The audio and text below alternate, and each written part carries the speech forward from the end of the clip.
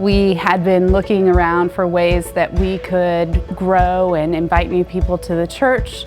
And we're not in a residential area, and so we don't really have a neighborhood. And then it dawned on us that our neighbors are the Child Development Center. We have 105 families, many of whom weren't coming to the church. And so we began trying to reach out to them. We improved chapel, we served coffee, and nothing was working. Until one day, God just inspired us to start a service specifically for those families. Not just for the kids, but the kids and their families. I spent some time remembering what it was like to be a parent of small children. And I just longed to spend time with my kids, to be in worship with them, to connect with them real deeply. And I really wanted a night off where I didn't have to cook. And so all these things came together to create Wiggle Church. We love to see our kids' faith cultivated. You'll often see other kids sitting on other parents' laps and sitting with friends, and it's a place where it's okay to wander and it's okay to make a little bit of noise, because that's how God designed children and designed us. And I could think of no other place to be than here every Thursday, being church with the kids. Both of our children are part of the attached daycare, and every day when I pick them up, they ask, is it Wiggle Church Day? Are we going to Wiggle Church today? And when I say yes, they would run from all the way from the other side of the building to the Wiggle Church room. And Mac, my son, was very few words, but Wiggle Church was one of them. And Marianne is so spirited and so involved. Every time she walks in here and she doesn't see Wiggle Church set up, she's like, what's going on with Wiggle Church room? Why? Where is everybody? They're bringing their parents, they're bringing their friends, because they know this is a safe place. They know they're loved here. We're seeing families learn to pray together, to talk about God together, and to grow in their faith. This is Mac. He was our 5-year-old son. He died last year. He had autism, and it became evident that we needed a place where he could truly be himself. This was his home, and my greatest joy is that I knew that when he passed, that he knew that Jesus was his very best friend, and that he knew that church was a place that he was loved and where he was safe, and that people took care of him and wanted to be with him and let him be himself. Wiggle Church became so important to us that right after he passed, we only missed the next week. We came back within 2 weeks, and there were a lot of people who were surprised and worried, like, I didn't expect you to be here so soon. And we're like, why wouldn't we? This is Max and Marianne's church. This is what they wanted. This is why they're here. Because Wiggle Church is one of my most favorite things, I talk about it at any opportunity.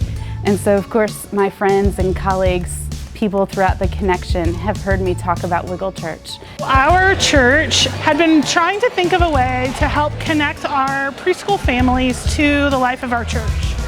We had done a few events, somewhat successful, but nothing that really stuck. And I heard Pastor Beth Evers speak about Wiggle Church. And I thought to myself, I think that might be what works. So we talked, and they came and visited. We showed them around. And she gave us the materials, she gave us everything we needed to get it going. Because it really is a well-oiled machine. Like how Beth Evers created this, the way, and they have been doing it for so many years that she made it so easy on us. We have had a huge response to it. Lots of folks involved in it. We've had as many as 102 in worship. Sometimes it's our second largest worship service. And it has been an amazing outreach to the families that are a part of our preschool. And it has taken on a life of its own. They've invited their friends, and there are other people that are not connected to our preschool that now come to Wiggle Church as well. It's an amazing service where families get to worship together. And it is absolutely what it sounds like. It is chaotic and crazy and all the things. So it's a little loud in here because we just finished our worship time and we've moved to dinner time. And kids eat dinner with their families, and then we have a little playtime afterwards as well. So this is what Wiggle Church sounds like. This is what a church filled with young families and young children sounds like, and that's really exciting to us. it's almost just hard to describe until you're in there and you feel it, because it is so chaotic. It is all of the things that, you know, we grew up being told to, you know, sit still and be quiet and mind our P's and Q's. It is the complete opposite of that, and God's still there. And when the kids help us bring in the worship elements, and just seeing them like they're so excited to help, and then they run in with the Bible and they run in with the light. Kisa jokes all the time, and she's like, nobody runs in with the Bible at traditional worship service. It's an energy that you can't really describe unless you come and see it for yourself. One of the key things that was really important from the beginning is that we made sure everybody understood, whether they went to Wiggle Church or they go to Sunday morning, that Wiggle Church is real church. Our intention never was to move them from Thursday night to Sunday morning. This is a worship service that stands all on its own. This is as appropriate worship as what happens on Sunday mornings or Wednesday nights. They're all an opportunity to worship God, to come together as a community, and to grow in our faith. So it's just fascinating to see them so activated and being so involved with us. Know all the words, know all the worship, and make no mistake, it is church. It is church, and we consider this part of our church. Don't ever underestimate what God brings your direction. I think that if God brings it to you, He'll teach you and help you learn a way to make it happen.